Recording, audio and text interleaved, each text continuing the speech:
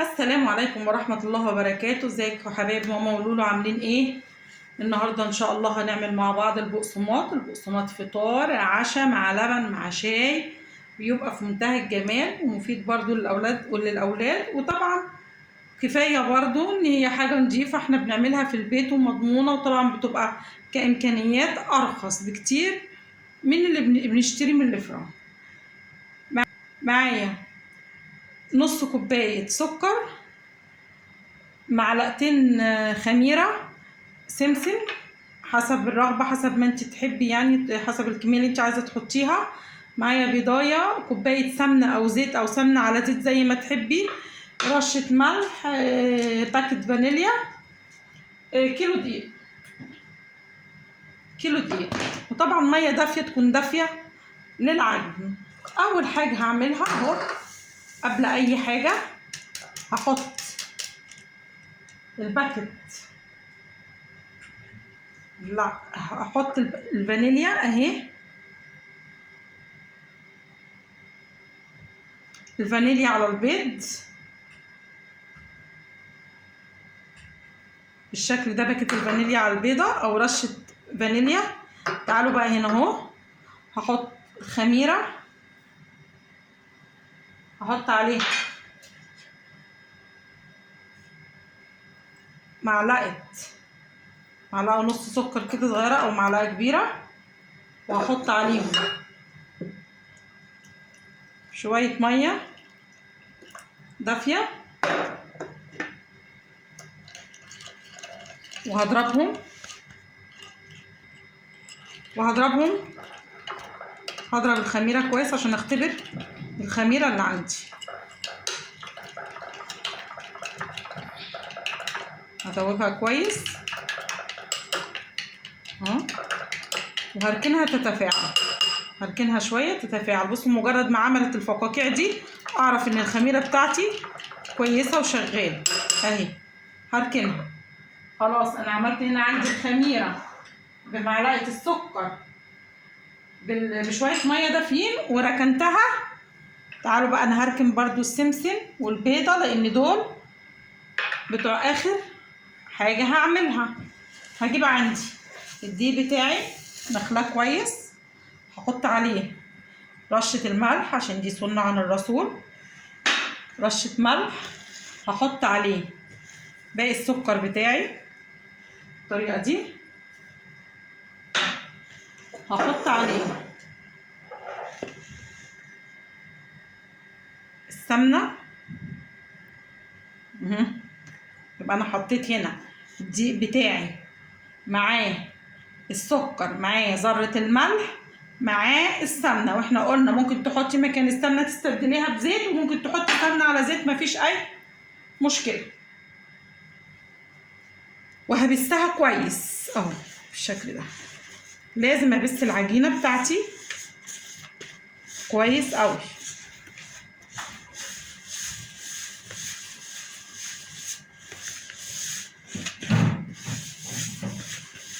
لازم العجينة بتاعتي تبقى شربت من السمنة او الزيت بتاعي والسكر وذرة الملح.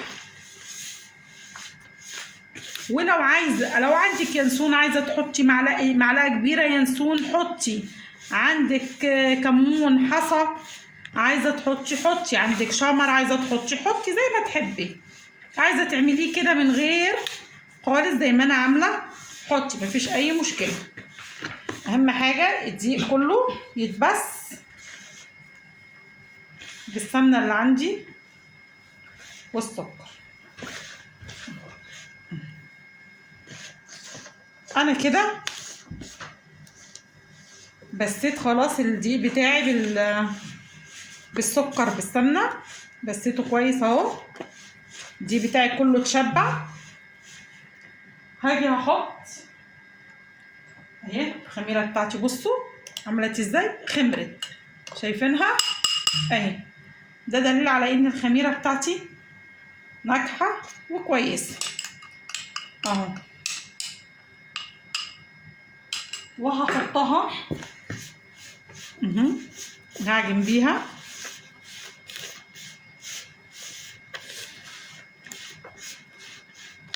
بالشكل ده برضو. وهكمل عجن بالميه الدافيه اللي عندي، ميه دافيه، ما ينفعش تبقى ميه بارده، لازم تبقى ميه ايه دافيه عشان الخميره بتاعتي تتفاعل. دي عندي الميه اهي، مش هحط كتير يعني، حبه حبه على قد ما الدقيق اللي عندي ياخد. في دقيق بياخد ميه وفي دقيق ما بياخدش. ما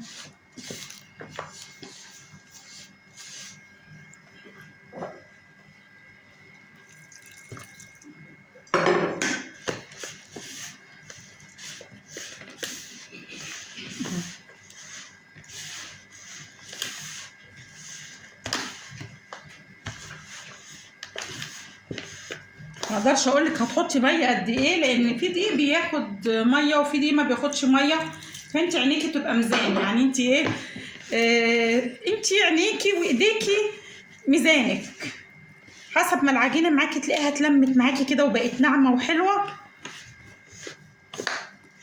هتبقى خلاص.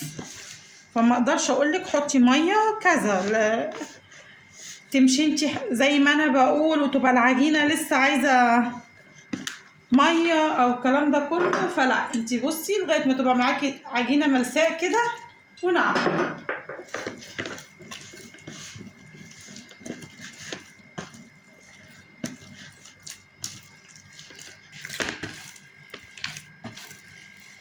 حسب ما العجينه عندي لازم اعجنها كويس، لازم ايه اعجنها. ادي بوكسات كده تكوني عندك عيل كده كايدك وفرسك زي اللي عندي، بدل ما تقعدي تديله في بوكسات، طلعي غلك في العجينه واديها في بوكسات اكنه هو قصادك. ادي بوكسات زي ما انت عايزه اهو. ودي بقى عندك هنا وبكتي زي ما انت عايزه كده، يلا اكنه هو اللي قدامك. وادي بوكسات بدل ما تديله هو البوكسات، ادي اهو.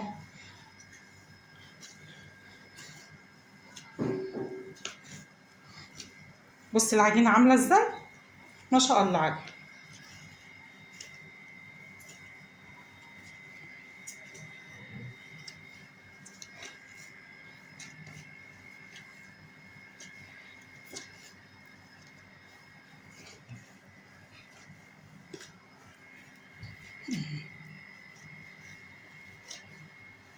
دي كده بوكسات اهي حلوه خلاص. عجن لازم تتعجن كويس، لازم تتخدم كويس، لازم.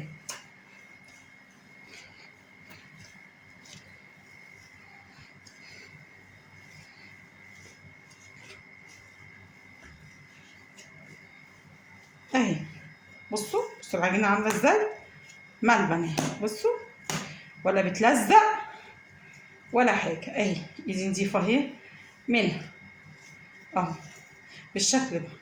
هاخدها بقى اروح اسيبها تخمر من ساعه الا ربع ساعه، بس في الحر ده ممكن نص ساعه، ساعه الا ربع تلاقيها معاكي بسم الله ما شاء الله خمرت. هروح اركنها تخمر وهرجع لكم.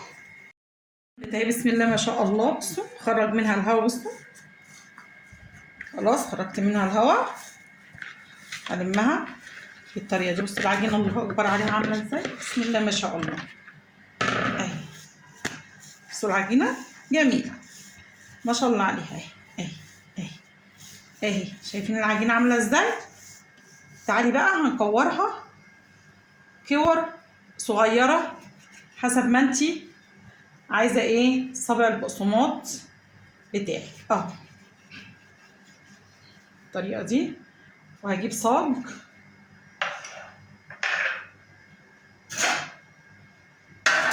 ادي الصاج بتاعي اهو، هجيبه وهدهنه اي ماده دهنيه يعني شويه زيت مثلا حسب الطول اللي انت عايزاه من البقسماط. بصوا العجينه عامله زي الملبن ازاي اهي بسم الله ما شاء الله عليه اهو. وهيتساب هيترص كده كور صغننه هترمي معاكي كتير بسم الله ما شاء الله. كيلو الدقيق ده هيرمي معاكي كتير.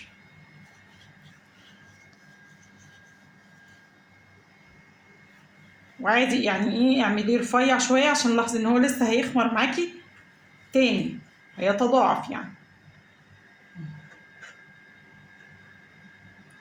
سيبي مسافة كده بين الواحدة والواحدة اهو بالشكل ده كده.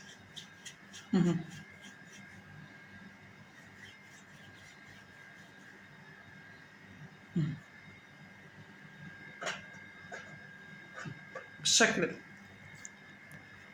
شوفي انتي بقى الكرة الصغنونة خالص بتعمل معاكي بقسماطايه. شوفي هو هيرمي معاكي قد ايه، وكفايه ان انت بتعملي حاجه نظيفه في البيت ضامنه نظافتها، عاملاها بايدك، وتفرحي الاولاد جنبك وهم قاعدين حواليك. الاولاد بيتفرجوا برضو وبيفرحوا بالحاجات دي قوي. وكفايه ريحه العجين في البيت ده خير لوحده، ريحه العجين ده خير لوحده.